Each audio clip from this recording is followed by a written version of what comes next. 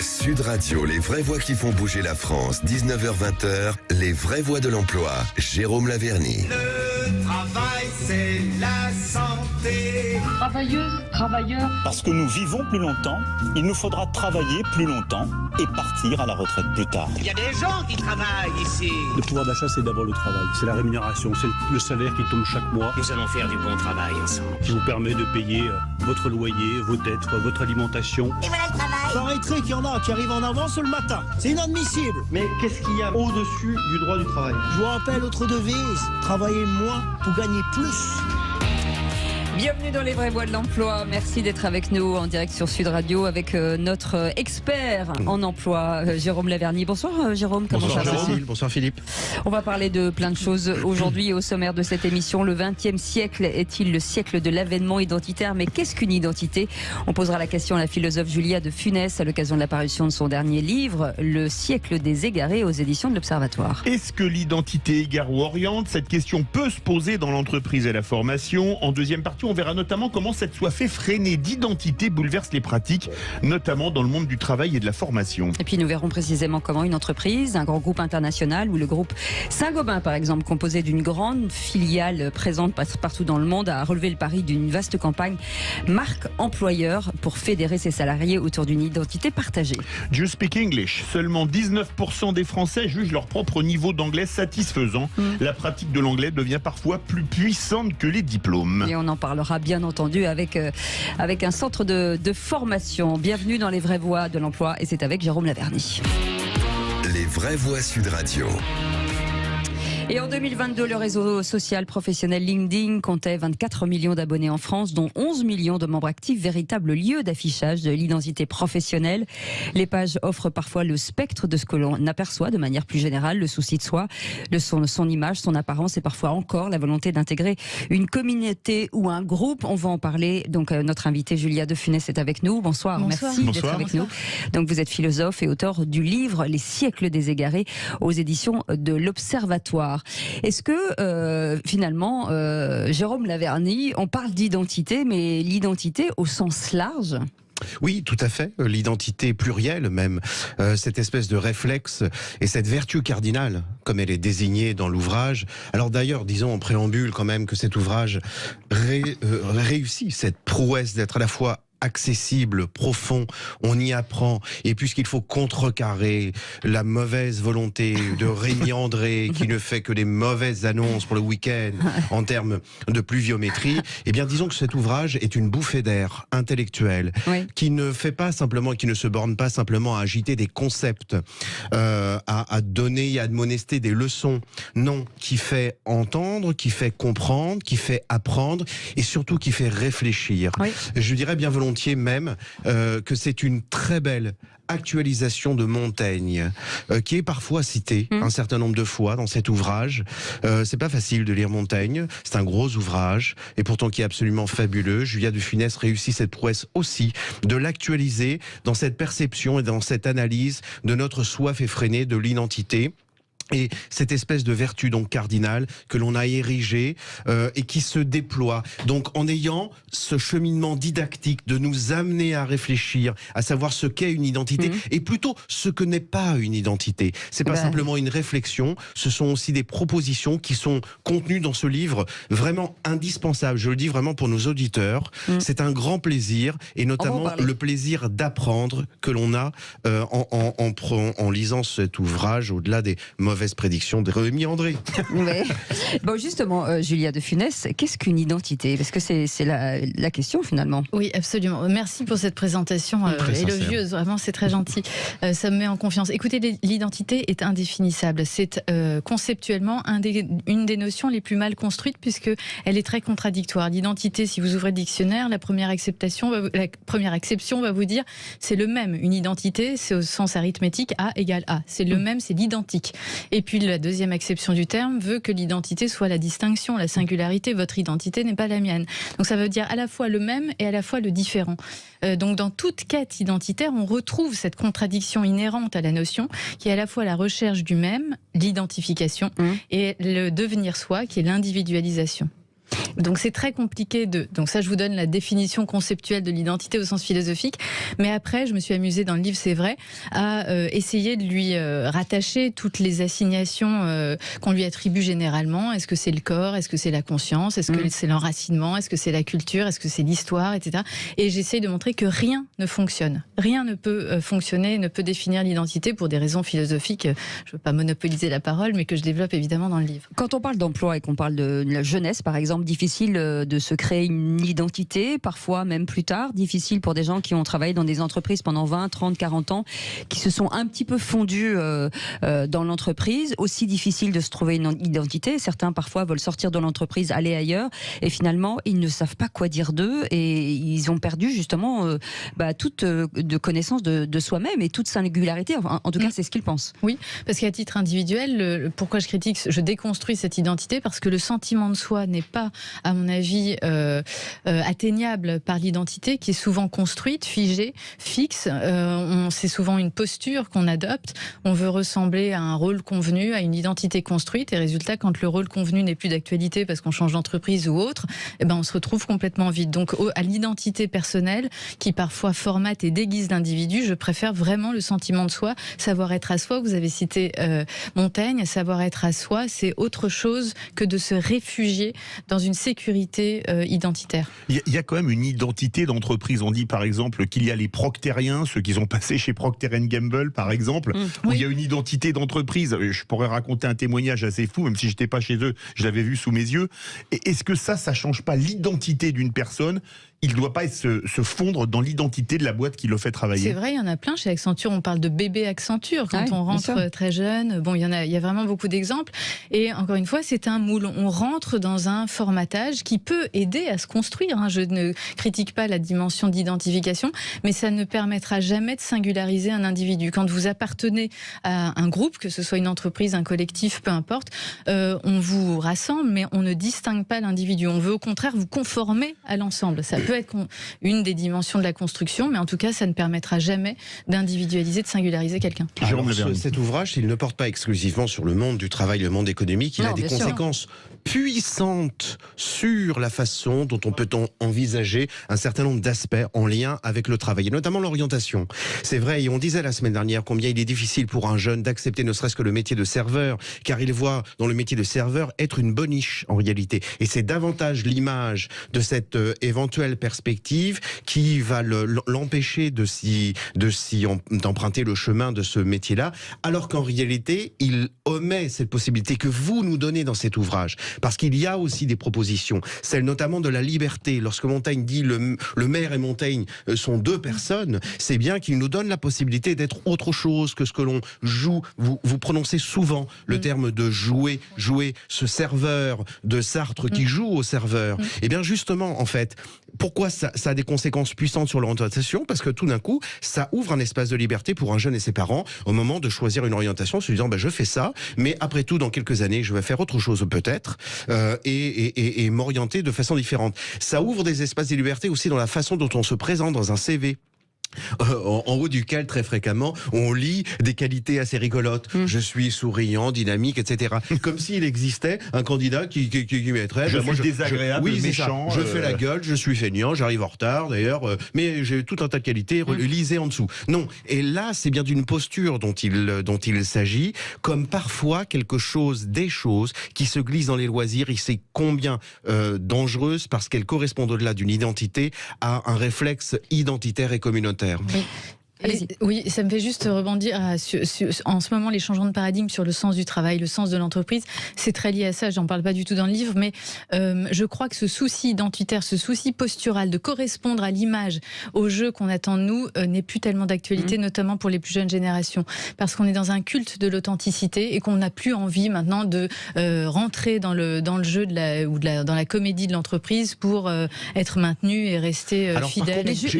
Juste rapidement, parce il nous reste une minute. Quand toutes les autorités s'effondrent autour de nous, quand le politique, le social, le religieux s'effondrent, c'est difficile. C'est-à-dire qu'on est sorti de la famille et on est totalement perdu. Voilà, l'individu se retrouve seul face à lui-même, face au vertige. Sois toi-même, réussis ta vie, trouve un sens à ton existence.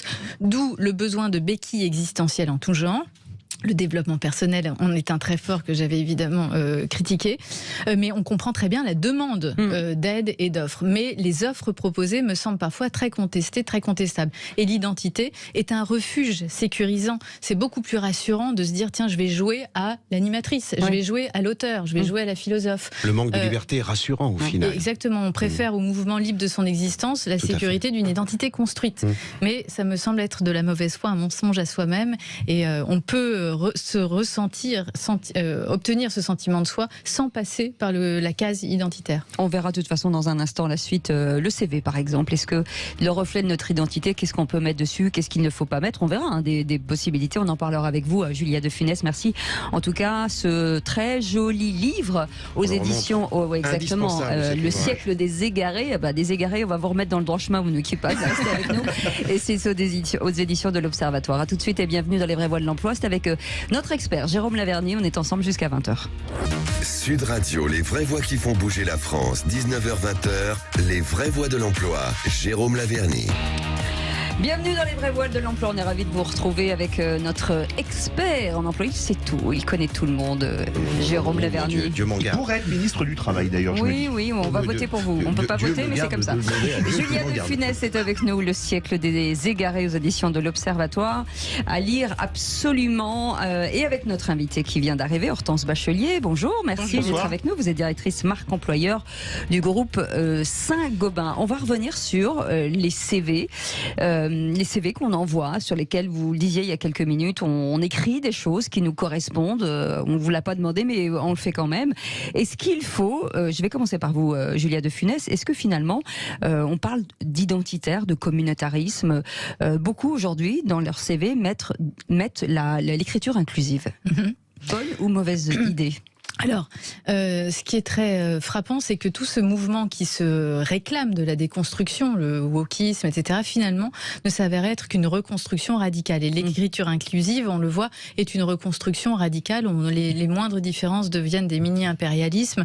Moi, je suis pas du tout favorable à l'écriture inclusive. Et sur les CV, les termes de CV sont tous génériques. Quand vous dites souriant, je sais pas quoi, enthousiaste, etc., tout ça sont des qualités très génériques. Donc, ça ne définit absolument jamais personne. On peut pas, même la combinatoire est partagée par d'autres personnes. Donc, vous pouvez tout mettre sur un CV. De toute façon, quand vous lisez, c'est comme une carte d'identité. Quand vous lisez une carte d'identité en CV, vous ne savez absolument rien de la personne. C'est pour ça qu'il faut, j'ai travaillé longtemps en recrutement, il faut absolument avoir une intuition, un fit. C'est beaucoup plus essentiel que même prendre un café avec quelqu'un. On dit parfois beaucoup plus que d'avoir absolument tout son CV qui n'est qu'une combinatoire générique qui ne sert, c'est un bon référentiel, une première étape, mais ça ne sert pas du tout à rencontrer, à connaître l'ipséité, la subjectivité de quelqu'un. J'ai une question qui me saute à l'esprit, sachant qu'on a également Hortense Bachelier, directrice marque employeur du groupe Saint-Gobain. On parle d'identité d'entreprise. Dans une vie antérieure, j'ai visité des usines, notamment en Asie, pas mal. Et là-bas, il y a encore l'uniforme dans l'entreprise. On a la chemise, le pantalon aux couleurs de l'entreprise. Est-ce que ça, c'est une marque d'identité? Et est-ce que chez Saint-Gobain, c'est le cas dans certains pays et pas dans d'autres? Comme vous voulez, dans l'ordre que vous voulez. Écoutez, juste un mot, je vous laisse la parole parce que j'ai déjà parlé, mais l'uniforme est le contraire de l'identification. Et c'était le propre des régimes totalitaires d'uniformiser les gens. C'est-à-dire que l'identité, au sens vraiment la subjectivité de l'individu, et j'essaye de le montrer dans le livre d'ailleurs, est très visible à partir de l'expressivité, de l'extériorité, de l'apparence. On a une tendance à vouloir discréditer l'apparence. Il ne faut pas se fier aux apparences. L'essence est derrière l'apparence. Je crois exactement l'inverse. Ça ne veut pas dire qu'on réduit l'être à son apparence, mais ne plus vouloir miser sur l'apparence, l'extériorité, l'expressivité de quelqu'un et uniformiser à travers un uniforme qui peut avoir des vertus autres, mais en tout cas certainement pas celle de l'identification et de la construction identitaire. Hortense Bachelier. Je suis tout à fait d'accord. Et nous, donc, effectivement, dans les usines, ils ont des uniformes, mais c'est une question de sécurité. Voilà. Simplement. Ouais, c'est juste ça. Mais souvent, on voit chez des constructeurs, mais on voit chez des constructeurs, ils sont tous à peu près habillés pareil. On leur demande d'avoir une chemise blanche, d'avoir un jean, d'avoir une veste où ils portent le logo de leur entreprise, ou d'avoir les mêmes pensées. C'est une sorte d'uniforme en fait. Oui, et donc un manque de singularisation absolue. On nie l'individu au nom du collectif pour avoir une masse homogène, pour avoir un groupe conforme, mais ça peut aller loin, ça peut aller jusqu'à la manipulation, ça peut aller jusqu'à l'horreur, ce type de... Je pense qu'on en est loin quand même maintenant, parce qu'effectivement on voit plus du tout de cravate dans les entreprises. On ne voit plus du tout de cravate dans les entreprises. Voilà, il y a un style casual qui devient uniforme aussi. Jérôme Lavergne. Oui, Mais il se distingue. Je fais partie de la secte des vieux schnapps. C'est ça, vous en êtes le président d'ailleurs. Vous savez. Le grand commandeur. Est-ce qu'aujourd'hui la société ne s'est pas transformée, de dire que ce sont plus les entreprises qui décident, finalement ce sont les futurs salariés qui arrivent? C'est un peu comme la pub, venez comme vous êtes, Julia par exemple. Oui, alors il y a un uniforme du casual aussi, c'est-à-dire que vous rentrez dans une... Casual, c'est décontracté pour les auditeurs. Et ça devient le nouvel uniforme en fait. Et quand on a une cravate, on est justement très original. Alors une petite question néanmoins, Cécile le disait avant la pause, les transcendances ont disparu, qu'elles soient religieuses, idéologiques, philosophiques, etc.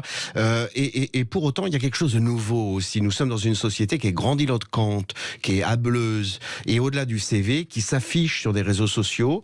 C'est toute la dichotomie entre parfois, donc, beaucoup de verbes, beaucoup de paroles, parce que au final, on pourrait imaginer qu'une identité soit assumée, elle soit pratiquée. Et pourtant, on a parfois l'impression qu'il y a beaucoup de paroles et peu d'actes qui soient en conformité totale et qui accentuent cette difficulté d'identité. Eh bien, ça confirme le fait que l'identité doit être affichée parce qu'elle n'est pas forcément incarnée. Quand on est vraiment ce qu'on est, on n'a pas besoin de le mettre avec un panneau signalétique en haut. Donc le fait de devoir dire je suis fier d'être noir, d'être fier d'être homosexuel, d'être fier d'être ce que vous voulez, ça montre qu'il y a une carence dans l'identité qui n'est pas suffisante et qu'il faut bien l'appuyer avec des mots et avec des formules. Oui, mais ce qui est fou, pardon, je rebondis sur ce que vous dites, c'est que finalement les réseaux sociaux et l'anonymat fait que les gens qui sont derrière sont eux-mêmes, peut-être pour la première fois de leur vie. Ils se cachent derrière parce qu'ils n'ont plus d'identité. Voilà, c'est ça. Exactement. Donc ça ne fait que confirmer le fait qu'on est vraiment soi-même quand on quitte la catégorie identitaire. Oui. Et avec un pseudo, évidemment, on se lâche, on est complètement détendu. Vous dites combien cette identité je suis pas du tout favorable à l'anonymat sur les réseaux, mais ça montre l'idée que l'identité vraiment cantonne. À l'envers de cette identité, vous proposez le sentiment de soi, un sentiment qui se construit de façon dynamique et avec le temps, et de façon sensuelle aussi. Et on le disait tout à l'heure. Qu'est-ce qu'on appelle le sentiment de soi? Alors, justement. Quand est-ce que vous vous sentez vraiment vous-même? C'est pas quand vous décrétez votre identité. C'est souvent, j'ai plusieurs expériences dans le livre, mais c'est pas quand on agit à partir de soi-même, par la liberté, on se sent beaucoup plus soi-même que par l'identité. Je prends le sentiment de soi pour faire pendant avec votre métier, bien sûr, sur le sentiment de soi qui peut être collectif, c'est pas simplement le sentiment de l'individu, mais qui peut être un sentiment collectif. Je ne crois plus aux valeurs de l'entreprise, la culture de l'entreprise, afficher des grandes valeurs qui devraient parler à tout le monde. Pour moi, ça, c'est un peu dépassé.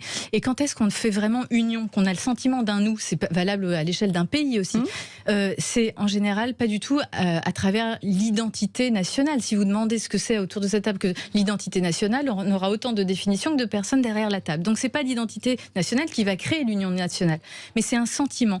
Et ce sentiment, c'est la conscience d'un risque. Il n'y a rien de plus une, il n'y a pas de force collective plus intense que lorsque les individus ont conscience d'un risque pour eux-mêmes et qu'ils ressentent la nécessité d'une action commune. Quand est-ce que les ouvriers font preuve d'une force collective très forte? C'est quand l'usine menace de fermer, qu'ils ont bien conscience du risque pour leur vie. Quand le sport est comme toujours un très très bon exemple. Quand est-ce qu'une équipe de sport fait preuve d'un esprit d'équipe très fort?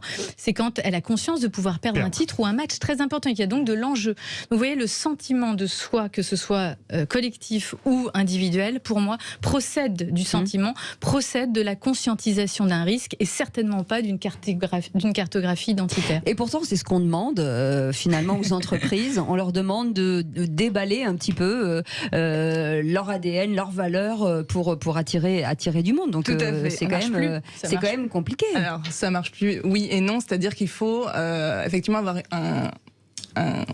une quête de sens. C'est-à-dire qu'en fait, maintenant, les collaborateurs, enfin les candidats ne vont plus rejoindre une entreprise pour un salaire ou pour, effectivement, parce que c'est une boîte du CAC 40. Non, ils ont besoin d'avoir un sens à leur travail. C'est-à-dire pourquoi moi je viens tous les jours chez Saint-Gobain travailler. Quel est mon but réel? Qu'est-ce que ça m'apporte à moi? Je suis d'accord. Sauf que parfois on met derrière ce concept de sens quelque chose qui revêt une dimension sociale, en oubliant qu'on n'a pas l'apanage de la gentillesse, de la bienveillance lorsque l'on fait quelque chose de collectif. Et il est bien heureux déjà de faire quelque chose de bien pour une seule personne dans sa vie. C'est déjà une sacrée prouesse que de le faire.